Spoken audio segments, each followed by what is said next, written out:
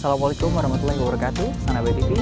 Senang sekali saya masih dapat menemani Sanabay TV di program Ngobrol Prestasi edisi bulan suci Ramadan. Masih bersama seorang wanita cantik yang usia belia, yang memiliki prestasi yang unggul di keagamaan, yang tentu menjadi inspirasi untuk kita saat ini. Nah, untuk Mbak Mila, tadi kita sudah sedikit berbincang ya, bahwa memang tidak mudah, kemudian juga tantangan, kompetisi-kompetisi yang sudah diikuti lumayan cukup hebat, persaingan, baru pertama kali lomba udah dapat juara 2 ya, sekota Bengkulu. Nah, untuk Mbak Mila sendiri saya penasaran untuk ceramah ya. Ceramah itu kan otomatis kita harus bisa benar-benar membuat audiens kita itu fokus, kemudian apa yang kita sampaikan diterima, terlihat diterima atau tidak ya pada saat kita ceramah. Itu bagaimana untuk Mbak Mila? Kalau untuk ceramah biasanya itu kan biasanya tuh di sekolah sering juga kayak kultum itu audiens tuh ada beberapa yang menerima dan ada yang tidak. Mungkin jikalau ceramah yang disampaikan itu membosankan, membuat audiens tidak menerima.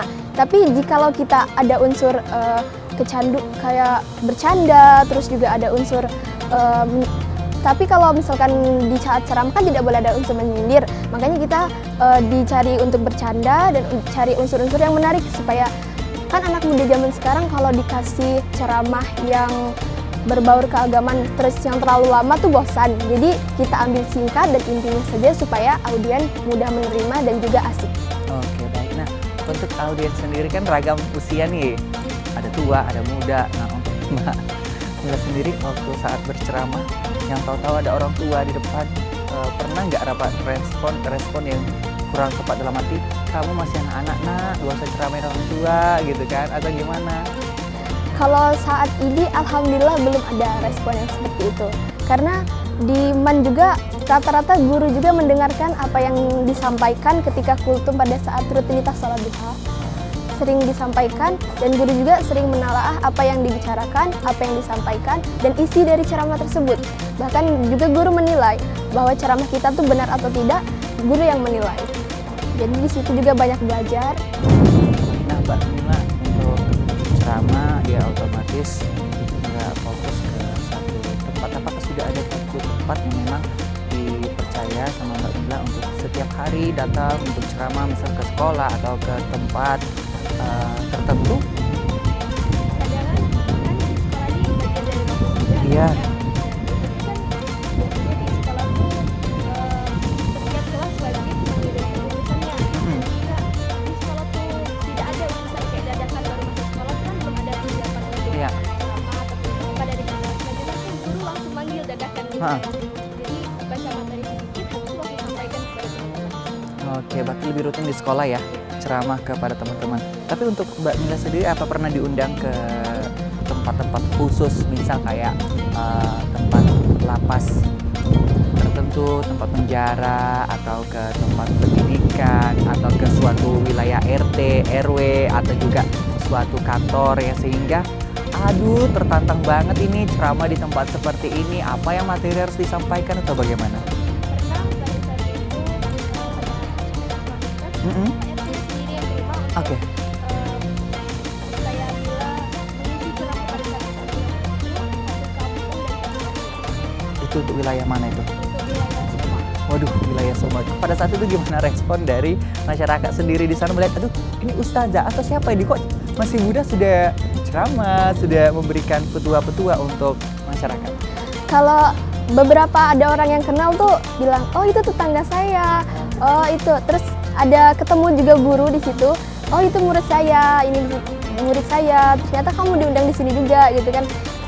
Di situ ada rasa senang juga bisa dikenal orang. Terus kalau ada orang-orang yang belum kenal bertanya di sekolah di mana, anak siapa, sering keluar sekali pertanyaan-pertanyaan seperti itu. Oke, baik. Nah, untuk Mbak Mila sendiri, bahwa untuk ceramah itu kan ya harus banyak penguasaan ya, materi, kemudian juga yang memang menjadi penuh kita untuk menyampaikan pesan keagamaan agar masyarakat ataupun audiens itu benar-benar mengikuti arahan yang benar sesuai petunjuk yang dipercaya gitu kan. Nah, untuk Mbak Mila sendiri, dari masyarakat ataupun yang pernah diceramain itu, pernah nggak dapat satu audiens yang memang kayaknya antusias tinggi, jadi bertanya terus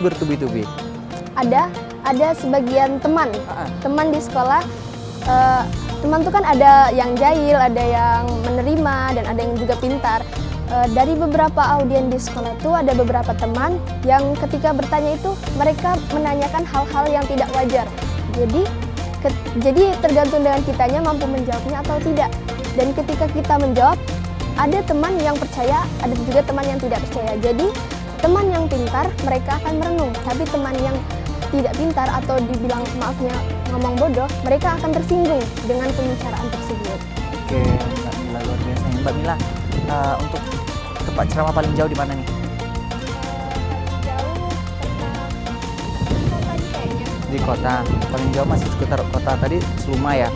Ada lagi nggak selain kota Seluma? Di Benteng pernah. Oh, Bengkulu Tengah. Itu wilayah mana? Di dekat kantor wali kota, kantor. Oke, baik. Nah, untuk di sana sendiri, gimana respon dari masyarakat? Itu saat acara apa? Itu lomba. Lomba. Ya. Oke, jadi kompetisi. Kira-kira kompetisi gimana di sana? Apakah langsung dapat kemenangan atau gimana? Pada saat itu lombanya tuh per orang tuh kan ada perwakilan dari sekolah, tapi pada saat itu tidak mewakili nama sekolah. Jadi mungkin karena terlalu banyak dan juga dadakan belum mendapatkan rezeki pada saat itu. Jadi tetapi pada saat itu belum putus asa, masih ada tantangan-tantangan yang lain, dan insya Allah di tantangan berikutnya masih mengikuti. Dan alhamdulillah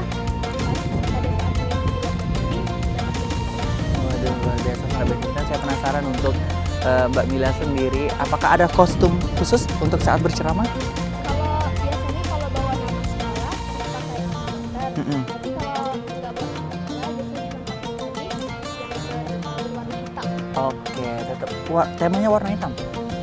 Kalau tidak dari sekolah untuk ceramah, kalau diundang, kalau misalnya Sanak BTV, tililit, halo Sanak BTV, saya nonton Mila, pengen dong Milanya jadi penceramah di acara saya gitu. Berarti temanya harus Mbak Mila menentukan memang tema terus warnanya hitam. Tapi kalau misalkan kita nggak pakai warna hitam juga nggak apa-apa. Yang penting kalau bawa nama sekolah kita pakai alma mater. Oke, baik. Sanak BTV, di segmen berikutnya kita bakal mencoba mendengarkan bagaimana gestur, pola, nada, dan kemudian materi apa yang bakal diberikan oleh Mbak Mila saat berceramah, dan juga memberikan sedikit penyentuhan hati untuk Sanak BTV yang menyaksikan Ngota edisi spesial Ramadan kali ini. Jangan kemana-mana, tetapi Ngota Ngobrol Prestasi BTV berkah.